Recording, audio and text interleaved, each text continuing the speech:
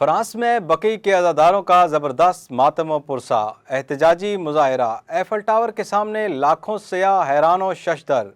ماتم کی صداؤں سے ایفل ٹاور بھی لرز اٹھا۔ تفصیل جانتے ہیں اس رپورٹ میں۔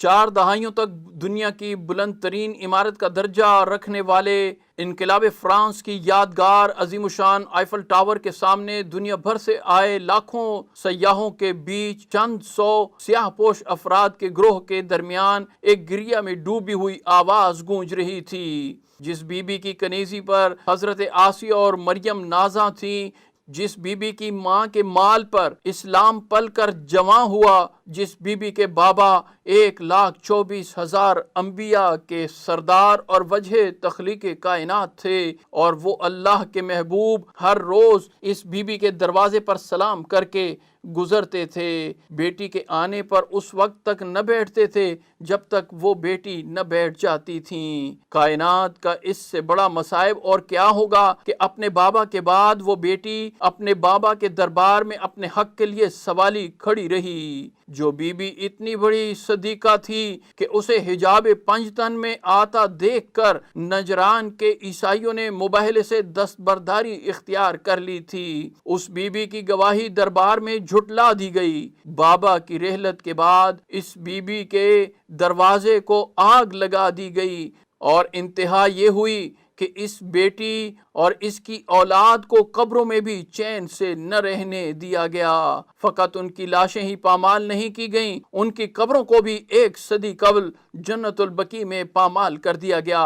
آج پوری دنیا میں اسلام کی تعلیمات کی روشنی ہے، لیکن اس روشنی کے محافظوں کی قبروں پر اندھیرا ہے۔ محمد مصطفیٰ کا کلمہ پڑھنے والوں کے محلات کے ہیروں سے جڑے فانوس آنکھیں چندھیائے دیتی ہیں، لیکن محمد مصطفیٰ کی لخت جگر کی پامال قبر پر کسی کو مٹی کا دیا جلانے کی اجازت بھی نہیں۔ ذاکر پڑھتا جا رہا تھا، اور سیاہ لباس پہنے عزاداروں کے چہرے آنسوؤں سے بھیگتے چلے جا رہے تھے۔ اچانک کسی عزادار کی چیخ بھی نکل جاتی تھی تو دائیں بائیں کھڑے گورے سیاح بھی حیرت و استعجاب میں مبتلا ہو جاتے تھے۔ وہ ایفل ٹاور، جسے دنیا بھر کے سب سے زیادہ سیاحتی مقام کا درجہ حاصل ہے، اس کے پرفضا ماحول میں 15 مئی 2022 کو غم و اندوہ کی عجیب فضا طاری تھی۔ جس ایفل ٹاور کو 2 عظیم جنگوں کی گن گھرج بھی نہ لرزا سکی تھی، ایسا محسوس ہو رہا تھا کہ اولاد نبی کے مصائب سن کر اس ایفل ٹاور کے مضبوط ترین فولاد کی سسکیاں بھی ماتمیوں کی فریاد میں شامل ہیں۔ یہ عزادار قائد ملت جعفریہ آغا سید حامد علی شاہ موسوی کی کال پر لبیک کہتے ہوئے جنت البقیع کے انہدام کے خلاف ماتمی احتجاج کرنے ایفل ٹاور کے سامنے جمع تھے۔ آغا سید حامد علی شاہ موسوی کا یہ قول کہ عزاداری سے بڑا اور مؤثر احتجاج اس روئے زمین پر کوئی اور نہیں، اپنی سچائی کا ثبوت دے رہا تھا۔ دنیا کے مختلف سیاح عزاداروں سے یہ سوال کر رہے تھے کہ آخر نبی کی بیٹی اور ان کی اولادوں کا قصور کیا تھا کہ ان پر مصائب کی انتہا کر دی گئی۔